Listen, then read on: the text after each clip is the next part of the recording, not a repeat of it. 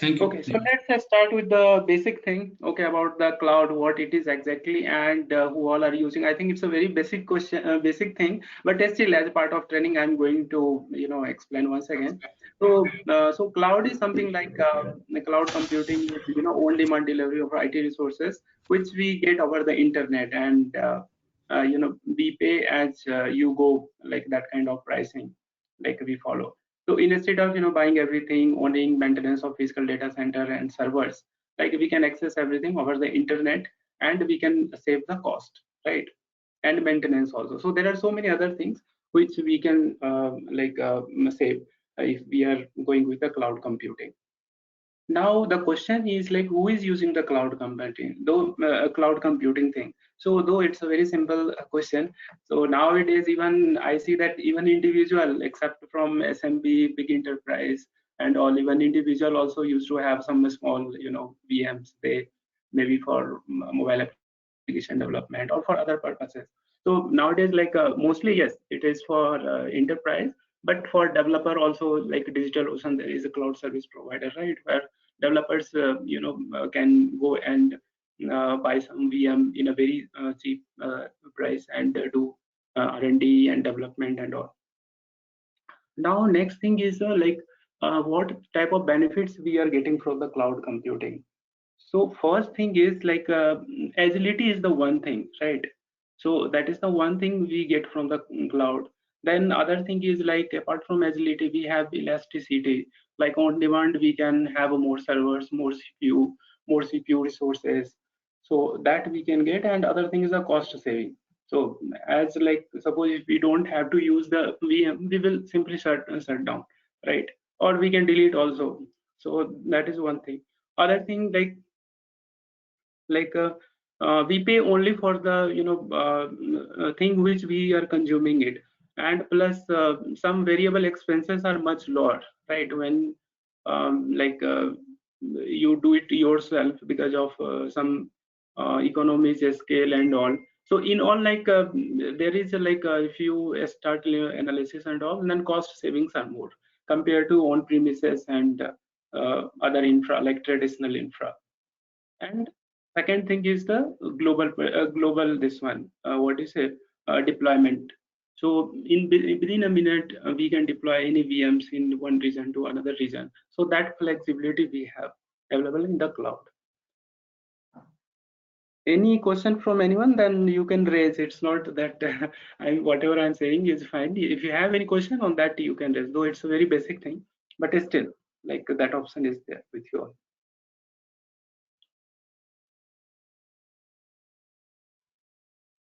Now next thing, I was thinking, yeah, so like in interviews and all, especially like I have heard when I was giving training in Mindtree recently, so especially one who is just trying to enter into IT, sorry, into cloud computing. Suppose I'm a Linux administrator, I have 5-10 years of experience, but I never worked in a cloud company, and now I want to switch my career from Linux administrator to cloud domain.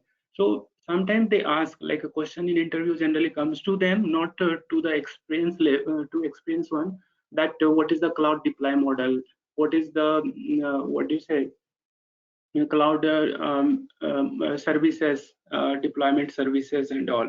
So when it comes to model, so model like is available normally like public, private and hybrid clouds. So these are the model, but when it comes to services, so services are though like standard services are still like three, but yes, nowadays like more and more service has been added. Like not only like earlier, like the standard one was infrastructure as a service, then we used to have a platform as a service, and software, that was very, I can say, the standard one. But now we have a database as a services, software as a services. There are so many services are available in the markets, right? Okay. So like public cloud, when we talk public cloud service provider, there are so many companies available in this domain. But yes, in the world, I can say that these three cloud service provider, not three, four, Azure, AWS, GCP, and the OCI. So these are the major cloud service provider available. public cloud service provider available in the market. But apart from this, like there are other service providers are also available in the market, but they are not that famous, and not that I think their services are also not that great, I'll say, because they don't cover all the area. Like even like if we talk about the GCP, earlier services were very less when they started, I can say in 2011 sometime, October. So that time services are very less, but slowly like services are being added from the Google. Okay.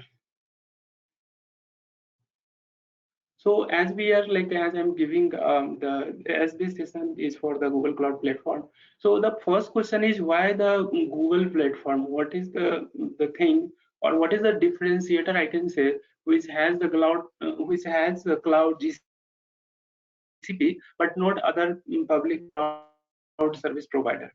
So first thing, if you see, is there the investment in the network setup. I have opened 2 minutes back. I had opened one URL. I'll show you.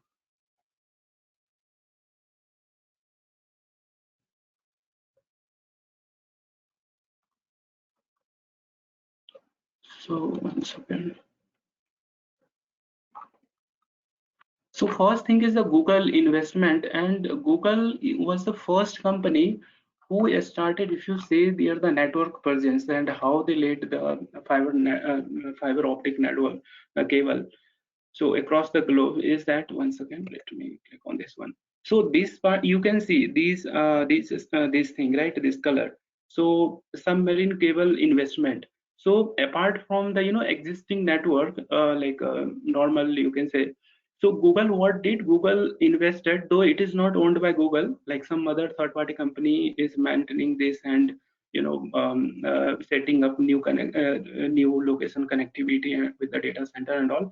But this is the initiative from the Google who set up this network. And that is why, if you when like in interview also, like sometimes question comes like what is like a big differentiator when it comes to the GCP, and when you start comparing with other cloud service provider. So this was the first thing. But though like it, what like we can like it's just marketing kind of stuff, just to differentiate themselves from the other competitor.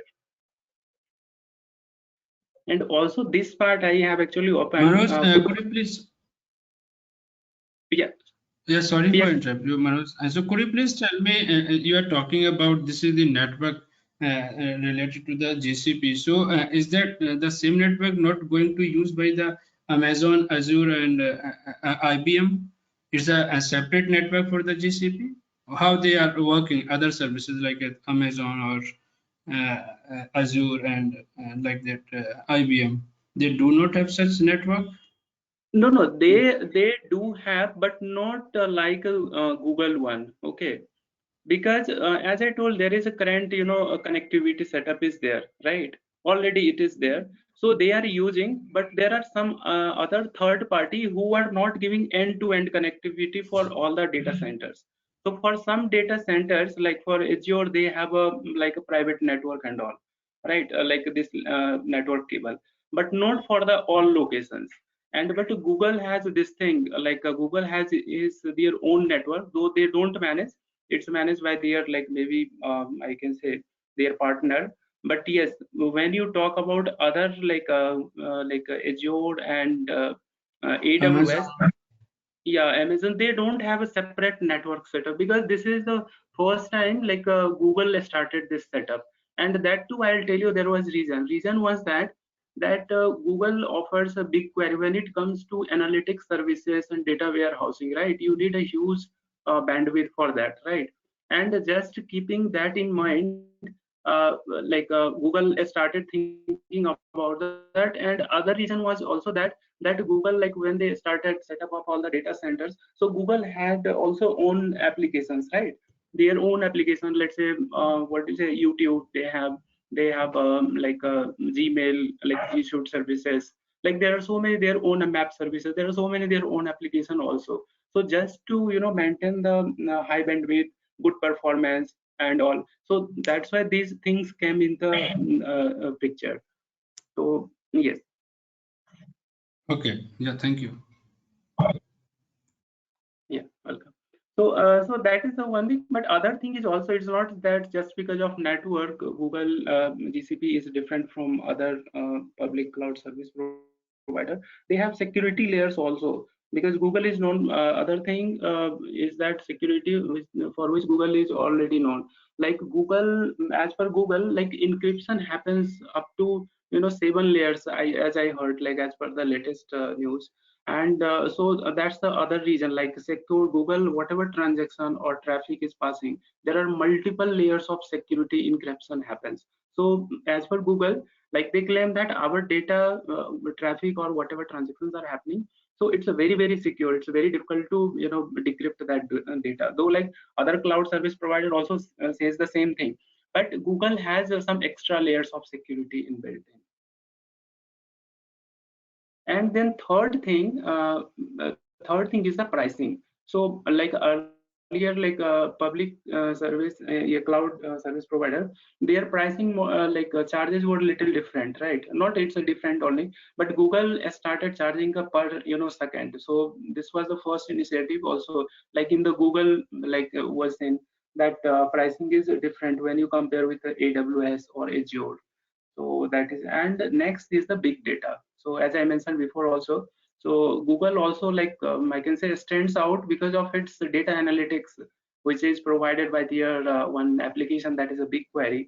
So and with this BigQuery data services, like you can process data in clouds to get answer to your most of your query in within a I can say within a second, milliseconds, right? But same thing if you process the query, same query on, let's say, Sparks on this one, what do you say, Azure, sorry, um, AWS, right? It there will be some time gap, like some difference when it comes to complex, queries and all.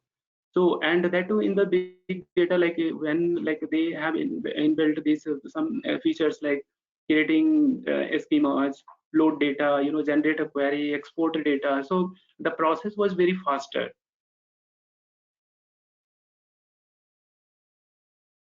So just like I thought to highlight these few points, so that like in the interview and all, sometimes they ask that why to use Google Cloud Platform? Why not use other cloud platforms?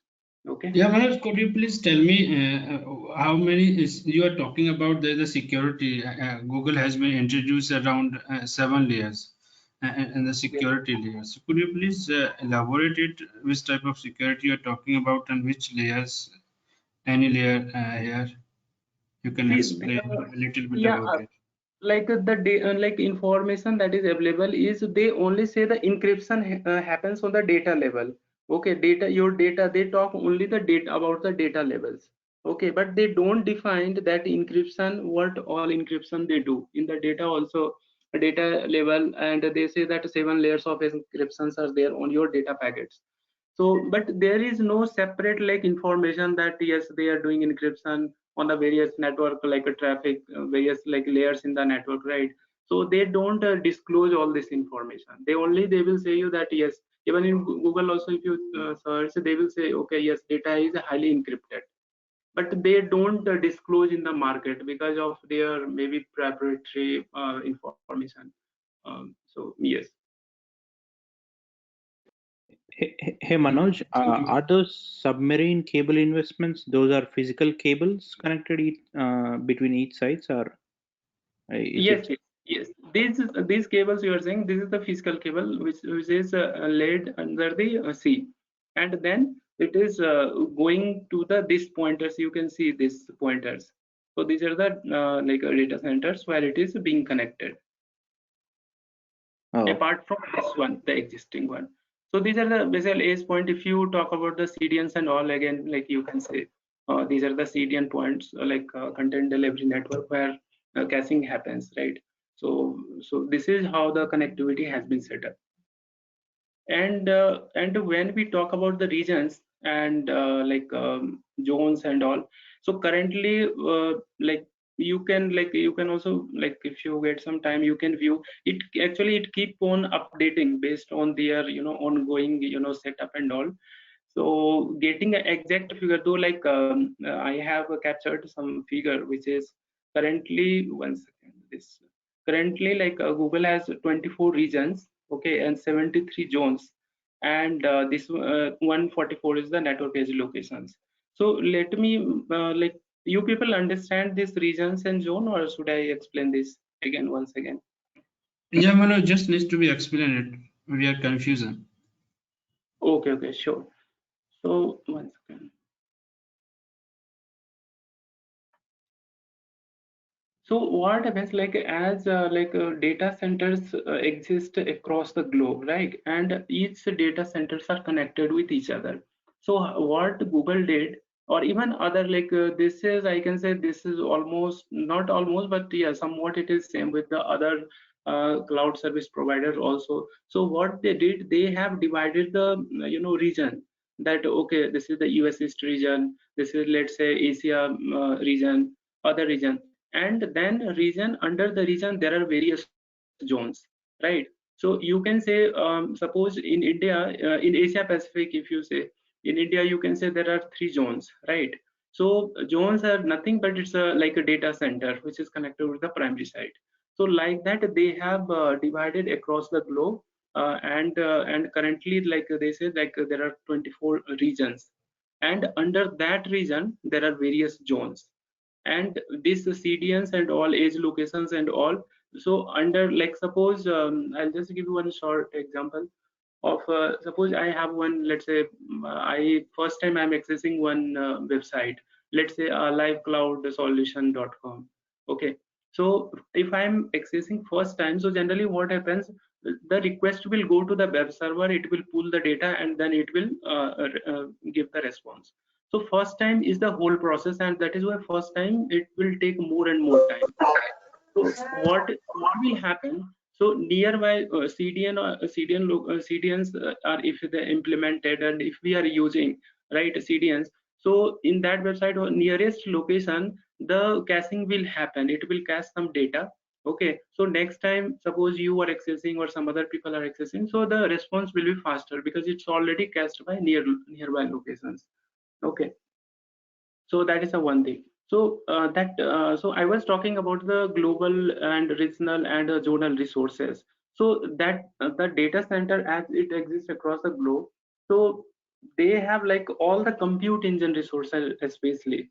So either they will be either like a global, regional and zonal. And there is a question also in interview also, they ask that you give me some example of regional resources, what are the global resources, zonal resources. So it's a very common, like in interviews generally it is asked, right? So yeah, so I was talking, suppose we have, I'll come up on that point, image and all, image types, when we switch to the practice session. So suppose image, you created one image, because images are not zonal, right? It doesn't belong to any zones. So images are a global resource. So suppose even if you have created one image here, let's say in US, and then same image can be used in a Tokyo, right? Because it is not zonal or regional by nature. So these are the global resources. There are so many like global. I just gave one example. Suppose another thing I'll tell, that address collection, okay, that contains any, you take static external addresses. Okay, so again, like that global static external addresses are the global resources. So that, like, for you use that for HTTPS, SSL, proxy and all. And images I already covered. Suppose you took the snapshot, this will come when I'll start covering this one. What do you say? VM, how we are creating the VM, various method of how to use, what is the use of images, a snapshot. So these are the global resources, instances, cloud interconnect, when we will be into the networking thing, right? So these are the global resources. Then coming to the regions. So regional resources are generally accessible by any resource within the same region. Okay, so when, like, suppose if you have let's say for example a reserved a static external IP in a specific region, or that static external IP address can be assigned to instances within that region. So those are the, because it is a regional resources, right? And each region has its one or more zone, as I mentioned before. So and I'll, like, when I'll switch another slide, though that will come later, I'll show you like how we will recognize that this is the region, this is the zone. Okay, so when we create a VM, that time I'll show you that. So Manoj, could you please tell me, Jones belongs to the data center? Is it correct? Is the physical Yes, data yes. center? There is a physical Actually, what equipment happens? at that location.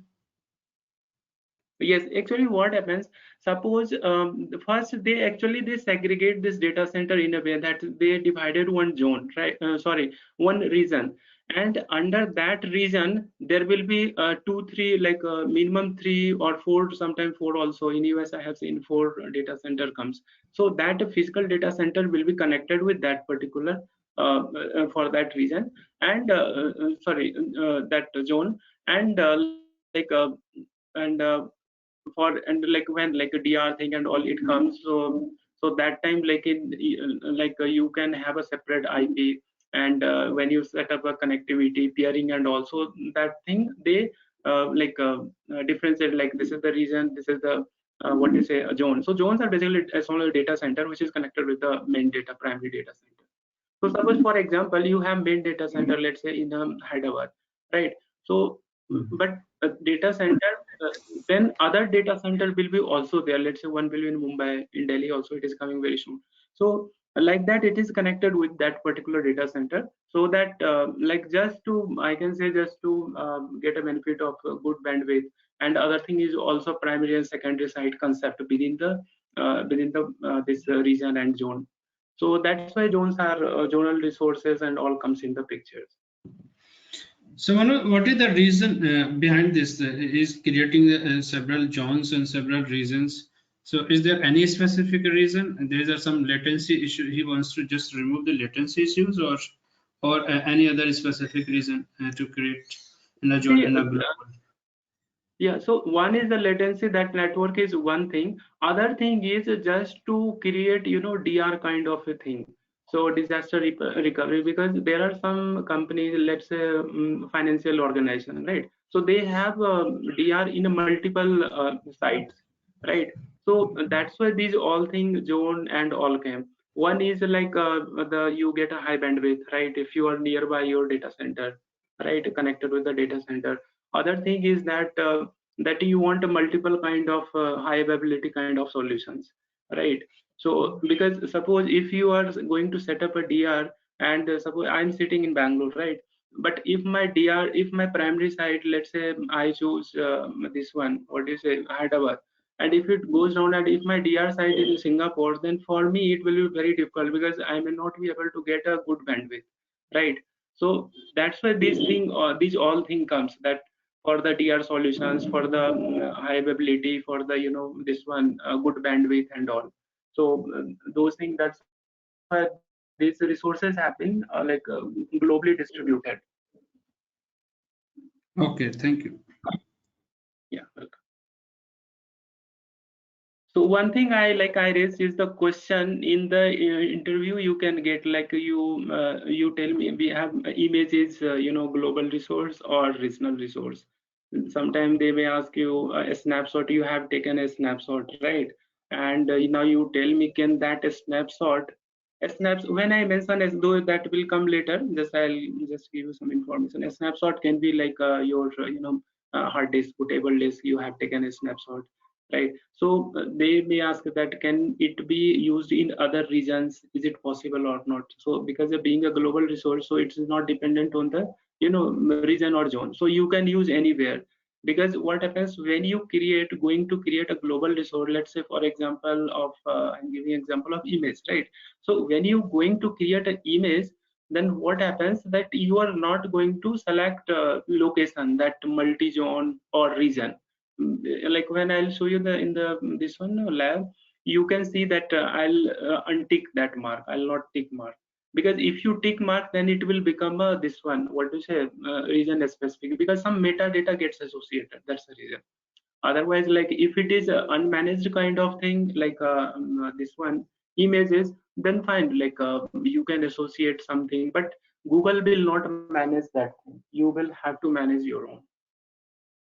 Yeah, So Manoj, this I is have a question here. Is there any formula that help us to understand? Yeah, this resources belongs to the global, this is belongs to the regional, and this is belongs to the journal. So, is there any specific? How can I understand, or how can I identify this belongs to the specific journal? Like as image you are talking about, it's a global resources and snapshot like that. So is there any specific reason with the help of that I can understand, I can identify that is the global or So regional? there is, yeah, I understood that. So there is no separate table currently available. Okay, but I'll make, if you want, I'll make for you. I'll put like a type of resources, what will be the global resources and what will be the like regional and what will be the local. And going forward also, once we start doing hands-on, that time also, like mostly I keep on telling that, see, this is the local resources. And once you create VM also, you will get an idea. There in drop down you will say that, okay, I'm into this region, so these many zones are available. Into that only I'm going to create these VMs. So from there you will also start getting idea. And meanwhile, if you want, I'll create one sheet for you, but there is no separate sheet available as of now with me. Even in Google also, if you go there on the documentation, they will have one, let's say one what you say, document available. In that, just they will give you a view overview of regions and zones. So separate sheet is not available, but yes, I'll create it. It won't take much time because there are limited things are there for the global especially resources are very limited. Okay. And Yeah, also, thank you, Manoj. once we Yes, yes, I discuss got it. this thing in the networking, you will get more and more idea, because when we will migrate the VM, there you will get to know like why it is not happening, why it happened, right? So that time also you will start getting in-depth information of all this. Okay. Yeah, actually, I have attended an interview and he was asking the same question that you are talking about. So that's why I need to ask. The question was, we have a table in a one region and just want to transfer this data, this table to the another table. I mean, he wanted to copy the data from another region. So at that time, I was confused. So I was not provide the answer. So that, yeah, the thing is clear. Okay, we will discuss about that. I think you are discussing about database part and all. We will Yeah, discuss yeah, that no, also. no, no, yeah, There yeah, are yeah, yeah. You go n ahead. number of methods available to transfer, especially when you talk about, see, when you talk about the compute resources, then there are so many challenges, right? You can't do, because Google has designed, even Google and AWS also, they have designed in that way. You can't freely move anything from one region to another region, other region to, because see, there are limitations, right? When it comes to Yeah, bandwidth, when it comes to storage availability, right? You can't transfer everything from one region to another region. So there should be some checks and limitations, otherwise it will create a number of problem globally, right? So that's the one reason. Other thing is, when it comes to application level generally, anyway, see, application run on top of this hardware only, right? You have hardware, then you have OS, and on top of that, either if it is modern application, you are going to containerize it and host. If it is like I can say monolithic kind of application, then you are directly hosting on the OS, whether it is based on the VMware and all. So in that case, what happens, like, you have some options available that you can move from one region to another, but yes, not a directly live migration and all. You can't do like, if it is not a global kind of resource or not, because see, network challenges will be there, you can't easily move. But when it comes to database and application and all, right, you can, there are some export import method is there. There are like a query based, if it is a small database, you can what you say, raise insert queries, right? And then you can run by creating an instance of database on the destination site and do this. But yes, manual things are there. You, like, it's not like a straightforward you pull the data from one place to another. But if it is within the region, right, within one region and within the zone, then you can easily do. Okay. got it. Thank you for. Yeah. So next thing, I hope that everyone has GCP login already created, or anyone, if somebody has not created, then I'll request that you get it created as soon as possible, because we will start lab session maybe in some time today, right?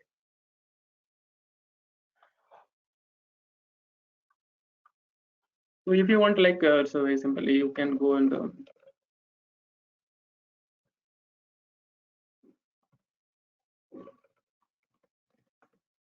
you can write a sign up for.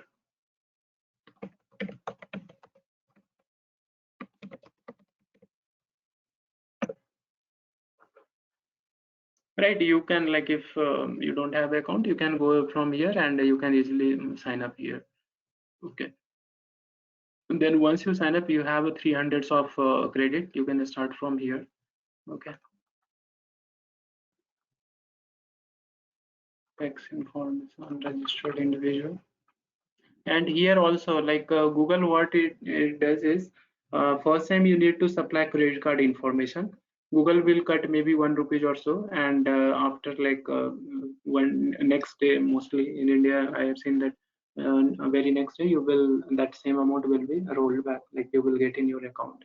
So for just to check authorization purpose, that yes, in case you have already used a 300 credit, then they will start deducting. But like you will be prompted that once this time is free credit is over, you will be prompted that do you want to upgrade this account or not. If you upgrade, then fine, like, then once this $300 is over, they will start charging you based on your resource utilizations. Okay. Anybody has any doubt or question, then you can tell.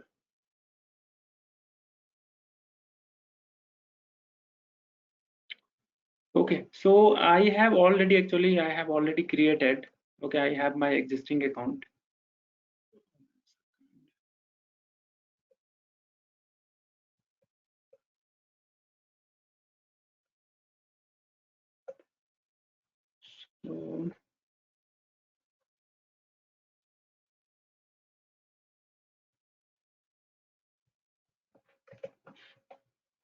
So the console URL is console.cloud.google.com. Okay. Like, if you want to log in, you have already created a login, you want to enter into the console, access this one portal, GCP portal, then you just need to type console.cloud.google.com.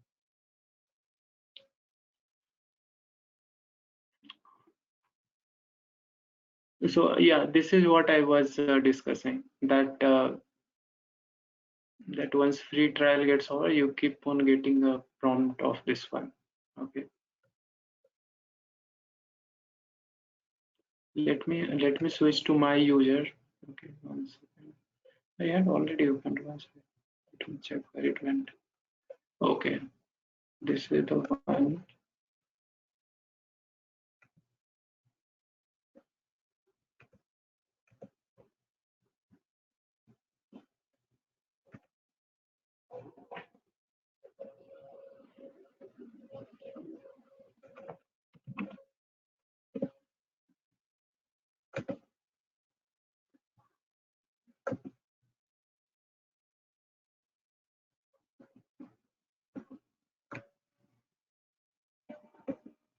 Why it is not taking this one?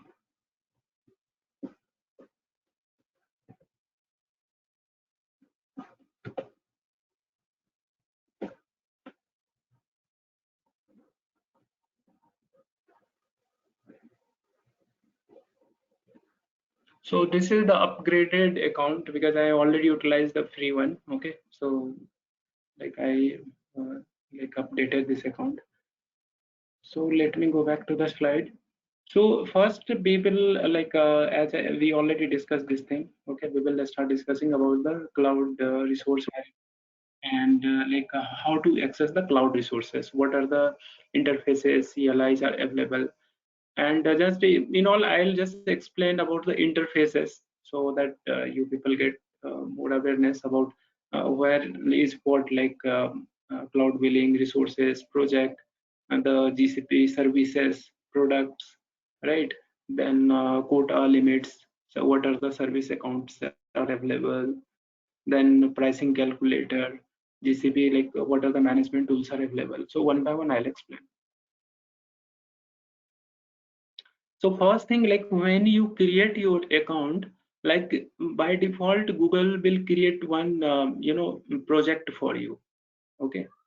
So this name something like that you will get, but you can create new projects also. So that is also there. But by default, one project is created. So basically, this project. Let me select my project first. This is the one project which was created by default here. So project is nothing, but it's you can say a container of your all cloud resources, right? So generally, what happens? I'll give you some background of this that how these projects are getting created. So when if you think about that Google G Suite, right? There is a product. So if you are using that, then there, like when you buy that product, so from there all things started. So like one company has, right, various divisions, and then they have various a project in particular that department, and under that project, so all the compute resources come. So when you create an account in a GCP, so you are here, like you are starting from the project level, right? But if you are already using G Suite, then there you will have, you may have created a company name. Under that company, various divisions and departments, teams and all. Under the team, you have various like a development, various product development teams and all. And under that, you need a project. So you have dev project, you have test, you have production, you have a QA team and all. So under that, for that particular project, you need a resources. So So this is Manoj, I how. have a question. Sorry for interrupting. I have a question. So how can I create here a company and the department and all the things? Because Google is starting from the project level. So could you please show us? You can create the company, then department, then we are moving to create the project. Yeah, so actually what happens, this is the Google cloud resource hierarchy. Till this part here, if you come till here, we need to have G Suite license. Okay, and when you are installing and configuring, and when you buy that product, so that time your company registration happens, and once company registration and product is bought, then under that product, when you start configuring, then you do all this department and also separations. So these all things are done, this till here, this resource level things, okay, are done before, not like you can say like Google GCP is, this is another cloud product, right? Cloud services we are using. And how now the link, how it happens with the IAM. Okay, identity management, when you do, we can do. But here in the demo also, we can't touch this part, because we don't have that G Suite access, right? So just I thought to show you the how the Google cloud resource hierarchies are there. So it should not be like when you create a one account, let's say for the what is it, Google cloud platform. So you are directly getting, you are coming till here, right? From here you are getting project gets created, and under that you have these resources, cloud resources. So till So here Manoj, we for need to creating, issue. yeah, Manoj, for creating company and all the folders. Okay, so which type of permission I do require? Because I do have admin rights in my project and that the free trial Google provides us whenever we are going to the free trial. So I have a admin rights. So is there any specific rights we need to create the company and these folders? No, this is the resource hierarchy, right? So on top, because see, when you create this one organization, so you are the administrator, so you have all type of rights, right? You are the super user, right? But under that, so when you, as I mentioned, so it starts from the G Suite products. So when you start configuring, installing and all, so that time you are already you are going to create till this layer. Okay, but in order to interact with this project level, I'll show you when I'll start IM. Okay, there I can there I'll show you that how to create this one, like user, admin, access level, access for particular services, access for the whole project, right? So this I'm going to cover from this part only. Okay, because these Yeah, are the but just Manoj, these are the things comes under the project. You are providing this type of roles. Okay, so this comes under the role, project role.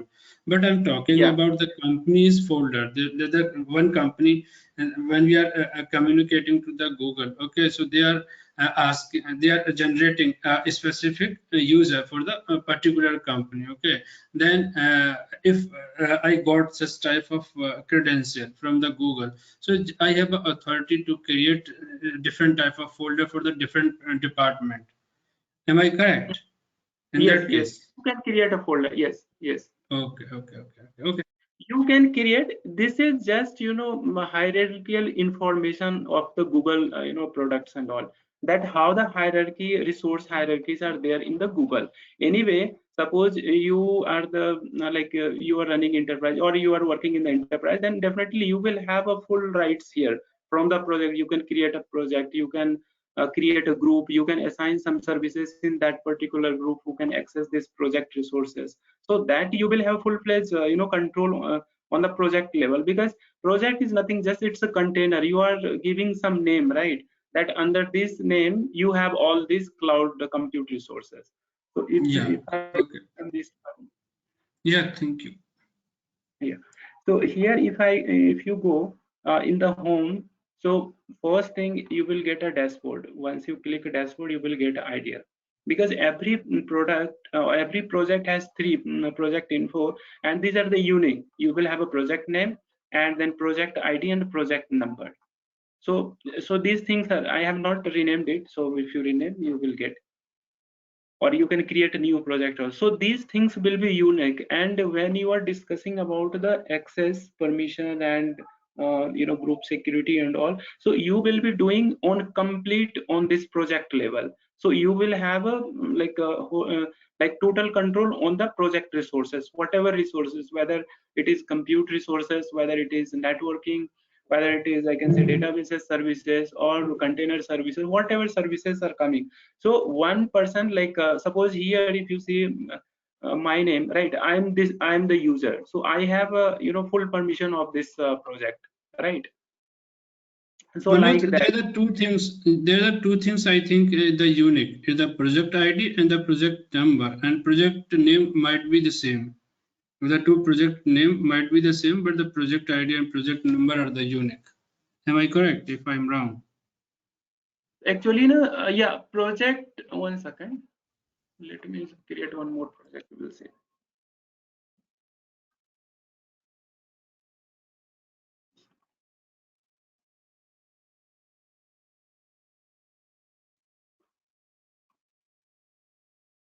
Because the same project name, it should not take.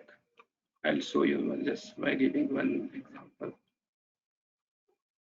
Another project, I think is by default. So Yeah.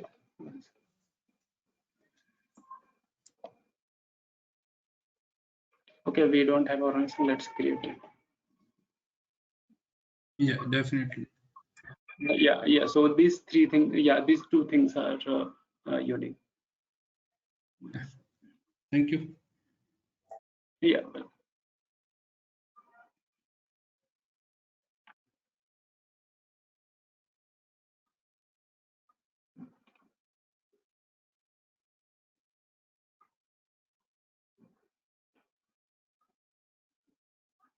Manoj, one question here. You are talking about here a web interface user. So, is there any way to interact GCP other than web? Yeah, you can. There are tools available in the GCP. Those are called the management tool. So one thing is, like, one is this one. You can see, you can create resources and use. Other, like, if you want to interact with Google Cloud Platform resources, like one is this one, Cloud Shell. You don't need to create a separate server for this.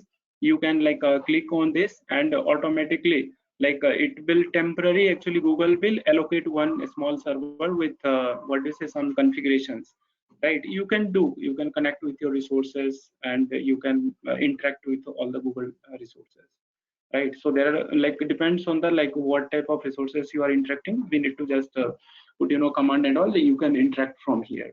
This is the one. Other thing is like Google, one more thing is there.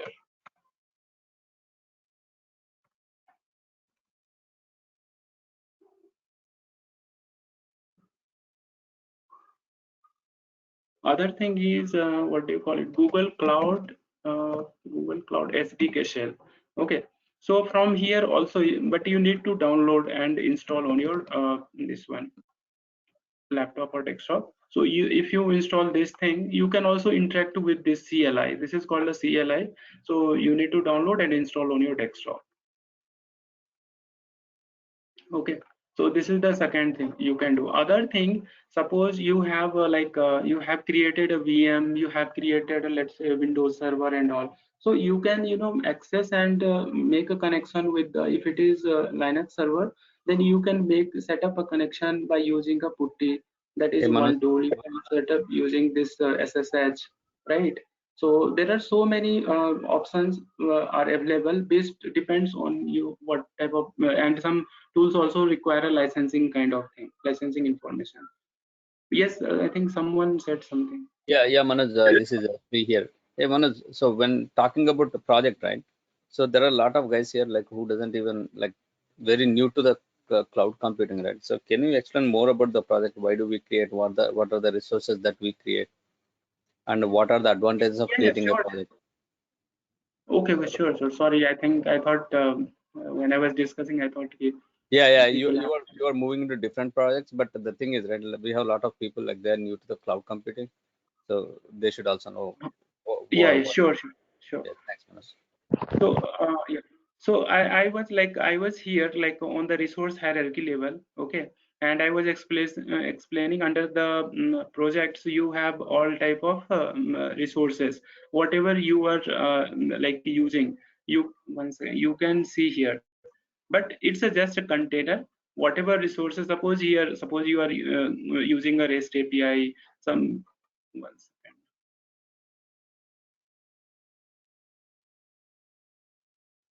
So here you can say this project I entered into the project. So it's just a container, you can say, and under that you will get all kind of information whatever you are using, and along with the billing information, monitoring. So whatever you have done in that particular project, you can have a view here, like in the dashboard, project dashboard. So project is nothing you can consider, it's just a container which is like separating resources from other projects. So suppose I have a 5 project, let's say dev project or QA or some what do you say, testing projects and all, so that you can there are some benefits with this. And so you can't mess up with the billing information because you have separate project, you know what type of resources are being used and how the charge is occurring. So billing will be separate. Also the resource utilization, you will have a control on the FinOps kind of thing, right? That on this particular project we have to utilize this much of resources and billing, and again you set the quota, you set the limit on the budget and all. So all and those things will come under the project. If you say dashboard is the one thing, it will give you the high level view of your ongoing resource utilization and resources. So I'm not using here anything, so there is nothing, you are not able to see any information over here. Otherwise, when I'll create some VM and all, you will see that here resources will be listed, that yes, VM is there, one or two.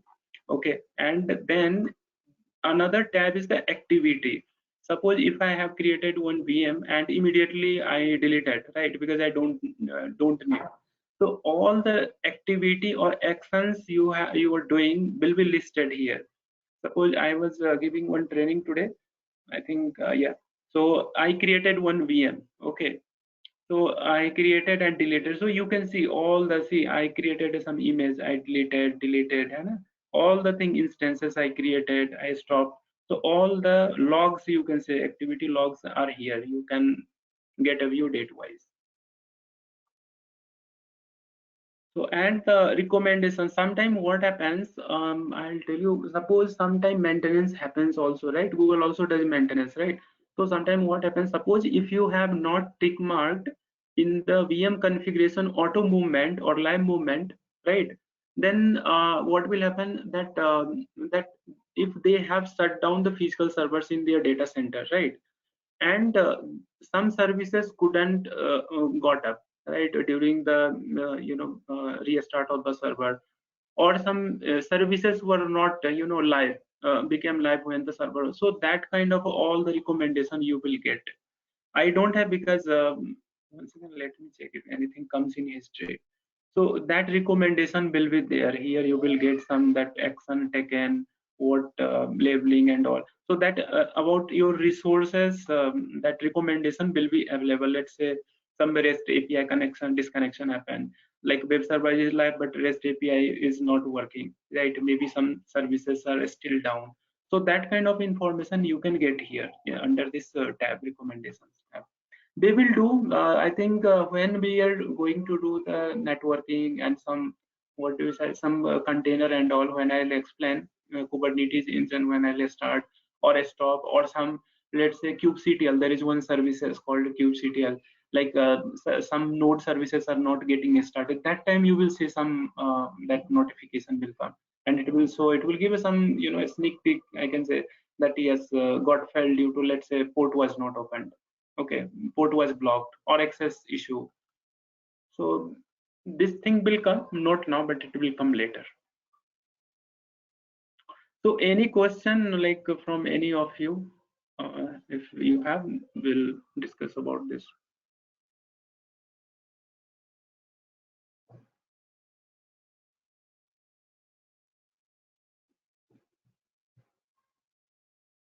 No question?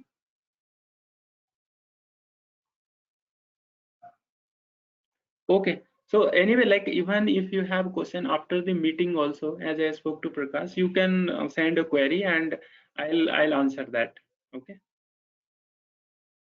And more I'll tell, like parallelly, like when I'll start in some time, I'll start VM creation and all compute engine. That time you also create, you see the how the various parameters are used, how the configuration informations are being used, so that you will get more and more view and insights about this compute engine and all. Okay. Should I move to the next slide?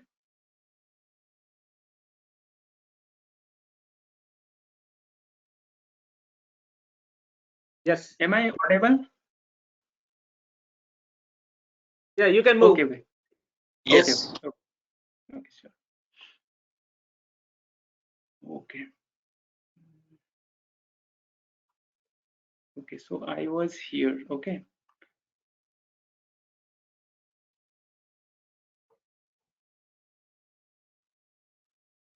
So here are the list of services.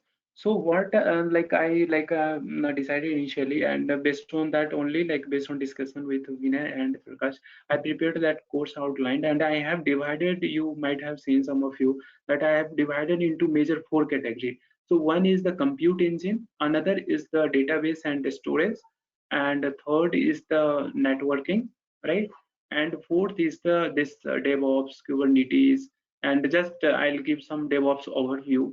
I can't cover anyway everything in this session, but yes, you will get some idea like how the DevOps flow works, what it is, why it was adopted, so that like you can't go blank if someone start discussing about the DevOps, because like what happens, like even if you are cloud architect, so companies expect you to know some DevOps thing, because it is interconnected, right? Because some company has like separate DevOps architect, but some company has like cloud architect, means they like it is considered, and like being senior positions and all, they expect that yes, it is part of cloud and you should know, even if you don't know coding also. So it's not necessary that just to know DevOps I should like know at any cost the coding. Even if you don't know, that's fine, but if you know the coding, that's like a good thing, and additional advantage. So I'll cover that. So let me start with the this product and services what Google offers in the compute this one services. So first is the compute. I have kept it here. Okay, so you can pin up and you can remove. So here you can just pin, it will go here, right? So one here you can see these are the list of product which Google offer. There are a number of products available, and Google continuously keep on adding new products, so that is also there. So today, suppose if I just take one example of compute engine, if you say these are the services available, right?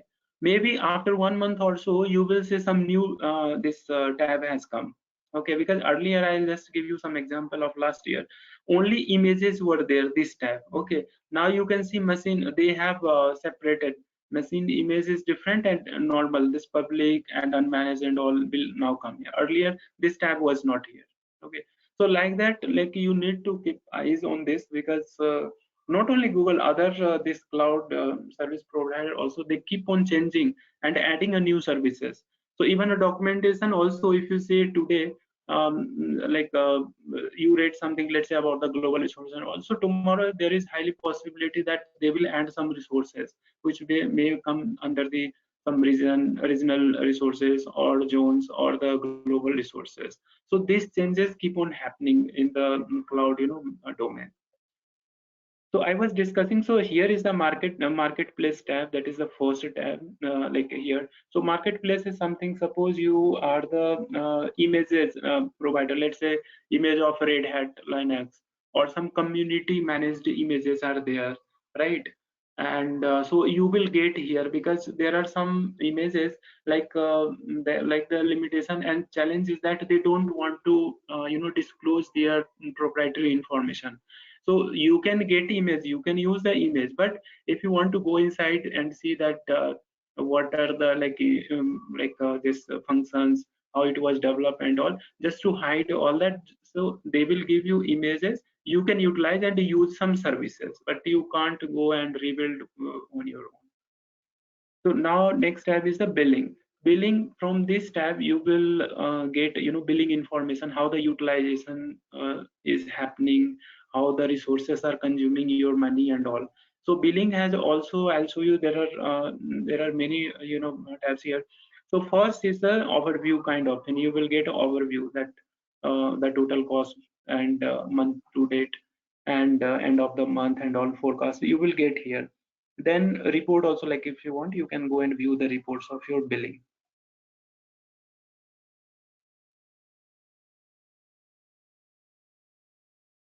Okay, you can put a filter and date, you can get a project wise and all location, all type of billing related reports you will get here.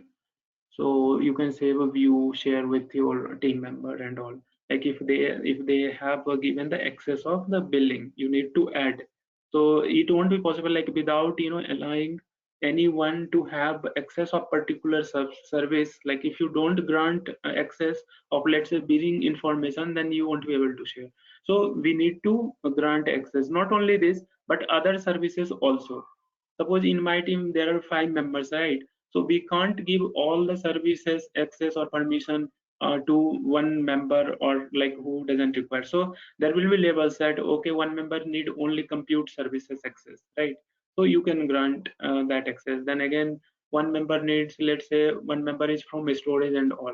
So for example, BigQuery is there, some other like products are also there. So they need only those type of app and services access, so that they can work on the storage part, or look into the storage consumption and all. So we can give the permissions and write and all, we can allow based on the needs. So okay, let me come back. So I was here also here like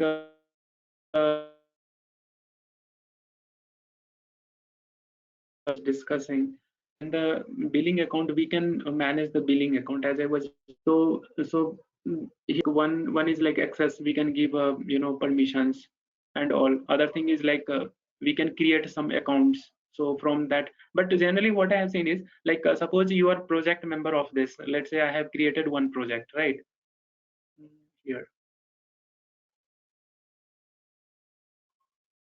So in some company it happens like if you are the project owner and you are leading one of the project and you have a control of all the resource because you have some budget available. So within that budget only you have to control everything. So they add your email ID, you give access and you make a billing account. In that account they will add and that will be linked with the process so that you will get a like all the billing utilization information for that particular product and you can manage the billing.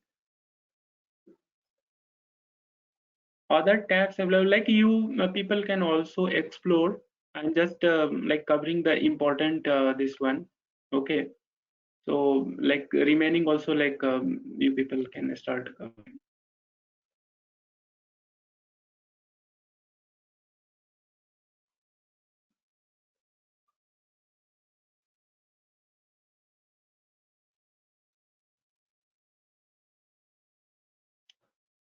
So important thing though, like all are important, but most important thing here is one thing like is this one. What do you say? Budget and alerts. This is the most important thing. So you add, I can say the limit or asterisk that yes, this budget is for this if utilization is going more, right? For example, let's say for demo purpose,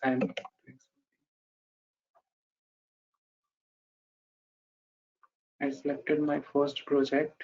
Okay, I'm selecting just for compute engine. I'm setting a budget.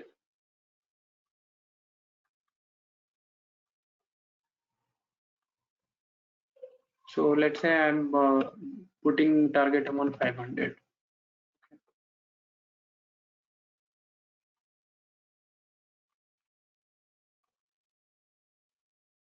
Workplace is not configured, so it can't be done now. Okay, and here is the percentage of budget, 50%, 90% and all. So if you want to add some threshold, you can add here also. Let's say I want alert in let's say 40% also, utilization of 40% of my given budget 500 and just finish.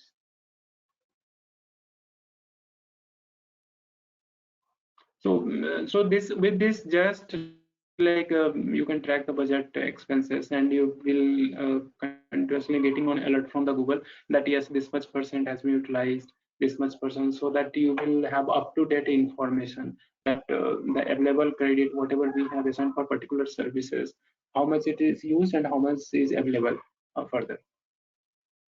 So I'm deleting this.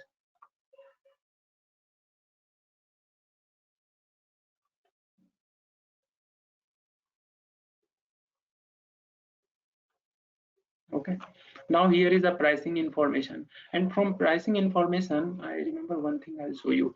So suppose you are working as a let's say cloud senior cloud engineer or let's say solution specialist and all. So sometimes what happens that you have let's say 3-4 departments in the company, right? One department let's say HOD came and or he called you and asked that okay, okay, like Venkat, tell me like if we have to use 2 VMs with this configuration, you tell me how much lump sum budget I should have. So you can go and here there is a price calculator. Okay. Google Cloud price calculator. So like if you like by using like slowly you will have idea, but yes, exact price you may not be able to give, right? So what you need to do is you need to go to the Google Cloud pricing calculator here, and suppose if that department person is talking about only compute engine, then like we can get some idea of like estimates here.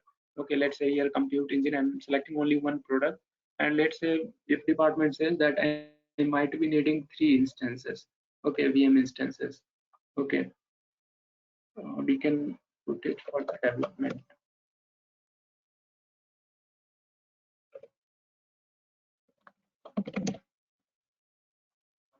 Okay, we can select like operating system, whichever like they need based on the requirement we can select.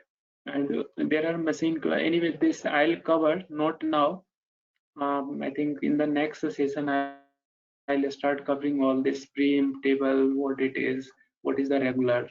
So just I'll give some information about this.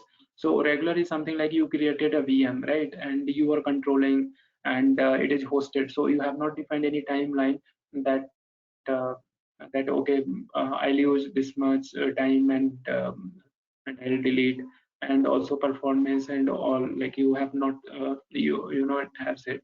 So and that is the regular. Regular means whatever configuration based on your need you are configuring without any limitation of time, performance, and all. So it's up to you what type of configuration you need to have in order to achieve particular performance thing, or timing and all. But preemptable is something like what I can say is, if you have heard about the spot instance in the AWS, right? So what it does is, like sometime like suppose you have some jobs, right? For one application you want to execute some stored procedure, let's say SQL stored procedure, which will every night, let's say, will trigger some email based on the let's say for example of receipt of money from the customers. So what, and that it won't take much time. So for that, why I should buy a VM, expensive VM and all. So preemptable is something like you will not get a performance, depends like on the utilizations in that particular region, how the bandwidth, how the servers are getting utilized. And it is only available for the 24 hours. After 24 hours you will not get that instance, automatically it will be deleted. Okay, other thing is that preemptable is something like if you have used less than 10 minutes, then you won't be charged, but once you exceed, the charges will be started. So basically preemptable is something on a spot you want to run something, let's say you need 50 servers just to run some data warehouse jobs and all. So rather than buying 50 VMs and maintaining, and also the manageability will be increased, you need to there are so many things will come. But if it is preemptable, so like even if you forgot to switch off that VM or delete, automatically it will be deleted. So you may not money like by mistake, only if something happens, like you can save your money and all. But yes, these preemptable is just for short task execution and all it is used, not for the production and all you can't use. So same thing in the AWS also, sometimes they keep on promoting that spot instance are available, you can come and utilize it. Yeah, Manoj, I have a Okay, question here. so we need to select. Yeah, Manoj, sorry for disturb Yes. you. I have a question here. If you have created the preemptable VM, okay, so and you have some data, and after 24 hours, it's deleted by the Google itself. So how can I recover that data? No, you Yeah. can't recover that data. So Google, that's why I'm telling preemptable is something you need to, like, first you need to like be sure that yes, I'm not expecting a good performance with this. I don't want to keep this server for a long time. It's just for within 24 hours this job has to be executed and I'm done. So you need that server because it's for the short time, right? And you don't have control because Google Cloud will delete it once it completes 24 hours. So that critical data should not go there. So you can call, let's say, some services, some batch jobs and all. So even if you delete that server, it won't impact, right, your real time databases and all, right? So Okay. preemptable is something it's just used for the short-term Yeah. task execution. Otherwise, Just if you have concern of data and all, yeah, just a use and throw. You can say in another yes, sir. words. Yeah, and it's a very cheap like a cost. When it comes to cost, when you compare with the regular price, will be more. I'll show you here only. You can get. So I have selected regular, right? It's let's say I'm selecting not memory optimized because it will cost.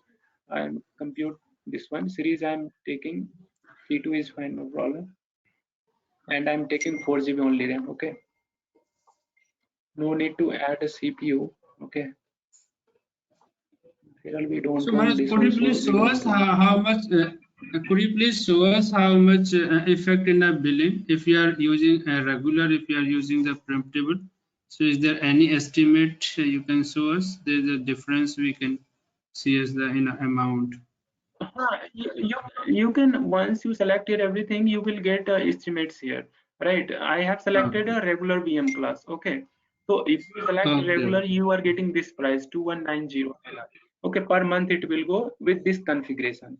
And suppose I'm going to select this one, preemptible. Actually, preemptible, this price varies because it's something you can say offer you are getting.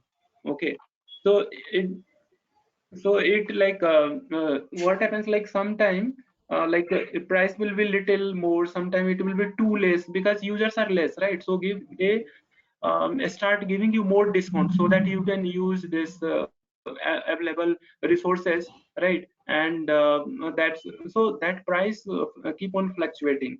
Even AWS also, I have seen a spot instance, if you are going with that, that sometimes prices are very very low because like buyers are less, and they want like somebody to use my system, right? They don't want to keep systems idle, right? Because if they keep the system as, they have also investment on that, right? Power consumptions are there, maintenance are there, so many. So that's why it keep on coming, like price vary, you can see all the time there will be price variance. Okay. Okay. So it's just like for your like information, that if you want to get some estimates of any product or services, and you have some information, you can tell that yes, lump sum amount by adding 20 or 30%, sometimes like 20 30, up to 30% we add a price, because we don't know, right? We sometimes some requirement fluctuate when it comes to real project. So like you can add some amount and tell them, okay, yeah, this could be the this will be the estimates if you are going with this type of configuration. And like in case configuration gets changed, then automatically this price will be increased. So this is the one to level online. Okay.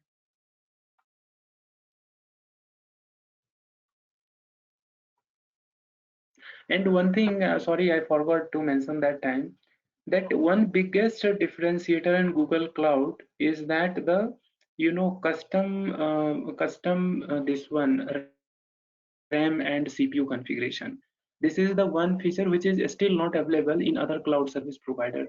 I'll show you when I'll create a VM, and that is very useful for the migration kind of project. Suppose you have one project, let's say, and you want to migrate, right? You have a migration activity, you have a Windows server, servers for development, for servers for QA, you have web servers, you have identity server, there are so many servers are there. So in on premise you have certain configurations, right? You have already defined this much what you say, RAM is required, this much CPU is required, this should be the CPU classes and all, right? But when you migrate that machine, let's say you have created a VM, and if you want to migrate in AWS and Azure, then they have a predefined. Suppose you select one server, they will say no, you have to have this much of RAM. It's mandatory. You can't reduce or increase. Is like the increase is there, will be there. Some predefined thing will be there, which will you need to follow. And again, like auto scaling and all, you go, then that will be chargeable. But in Google, what happens, that you have that customization feature is there, so you can have exact match of what you have in the on premises, and you can match with the this cloud platform also. So that feature like Google has only, no any other cloud platform. So when I'll create VM, I'll show you that time. So here there are other settings also there. So like I have covered the most important, and remaining, like you can click, you can get like payment settings, payment methods, right? So these are the, like for my, like I have used all the things like billing information, taxation and all. So these are the payment settings, and here like you have payment method. So you have added credit card and all, or if it is personal, I have added. Otherwise, generally, like in cloud and all, they have a corporate. So there, like this card will be added. So that's it. I have covered most important, pointers of the billing, but still you people can also check once again. And if you have any question, you can ask. Okay. There's the reports is available here. So which type of reports we are going to create from here in a Yeah, billing 1 section? second. I'll take. Yeah. 1 second. So in the billing section, you have reports. Reports is just, it will be the like utilization, like billing, for the billing, like monthly and all, you have reports, right?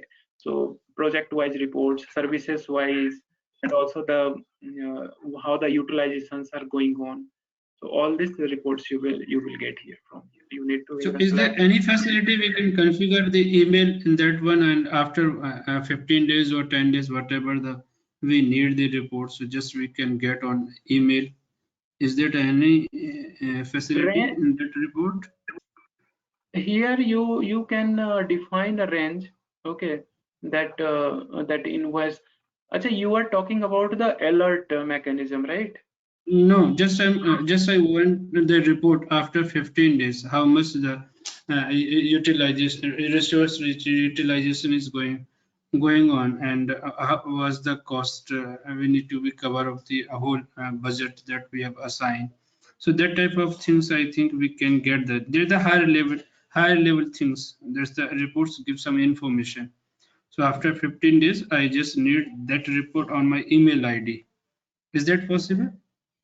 Or just you need to be come in Alert. a I got it. Alert. I'll check and do, because here we don't have any option of that one. Alert, you are checking that you are getting like in 15 days. I want to see the utilization alert and all, right? Billing information, right? yeah, So yes. so generally what happens, like if you are a enterprise customer, right, of a Google Cloud platform, so you will get the billing like monthly. You opt, it's up to you how. Generally monthly or quarterly they send, okay, report. But anytime you can request, you will get a report of your utilization. That is the one thing. When it comes to alert and all, we need to either we need to use some script which can do this activity. So we will have to configure that. Otherwise here whatever options are available here, you can get like based on the range date for 15 days. Suppose you are talking, then you can select a project and you will get like details of how the utilization has happened, this side, left side, and also Okay. monthly and all different. But custom part, when you talk, either like we need to create some script and run on one of the hosts, which can keep on alerting based on this resource utilization.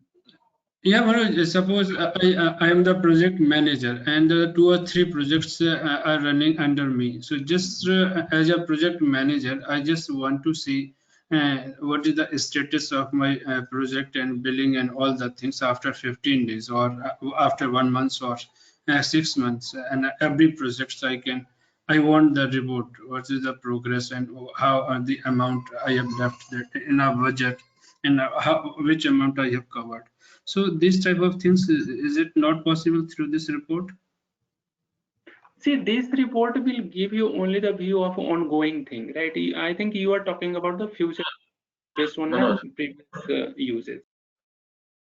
So this is the bill. Actually, billing. I spent time, because this is something when it comes to if you are cloud architect, and also you have your responsibility to monitor the finance and operations of your cloud platform, like particular for whichever project you are responsible for. So that's why I spent a little more time. Anyway, so next thing is like product. I'm going for. I'm going to explain next product. That is the compute engine, because these remaining thing I'll cover later, okay. And there is security also, it will come, but not now, okay. So compute engine, what we will do is, main our topics is the compute engine. So I'll cover up almost 90% of all this tabs you were saying, except something like TPU, right? Because it is not I think useful for you, but yes, theoretically I'll just give information, okay. Other topics are also there which I won't cover, okay, in this session, but all important topics I'm going to cover with this. Then when I'll do this one DevOps and all, okay, that time just I'll show how the Kubernetes engine work, and then what is the cloud function, what the cloud runs do. So these are the products for the compute engine. Okay, now these are the storage. So there are various products Google Cloud Platform offers for the storage. So we will cover up one by one when we enter for this one. And next is the databases. So in the databases, mainly we will I'll give a view of this one. What do you say? Big data, big table, and this spanner and SQL, Cloud SQL. Because other topics are also there, but those are more important and useful for the developers or SQL you can say analyst and developer and data warehousing this one people. In the networking, I'll cover up as I have shown in the course outline. Okay, so most of the things will be covered in the networking part. Okay, so whether it is like VPC, again the network services, and this one hybrid connectivity. When I'll show the example of the DR and all, right, security, and then the intelligence. It's nothing, just it's a monitoring and all, right, performance and dashboards. Okay, in the operations part, mainly I'll show like monitoring kind of thing, how the monitoring and logging is done. Okay, so we will see. I'll explore the logs and I'll show if some issue comes, how we have to troubleshoot it. And then tools, and also tools, I'll only include tools which is required for your setup of connectivity, and these all are again for the DevOps and all. Okay, so I'll skip that. Then API gateway. Okay,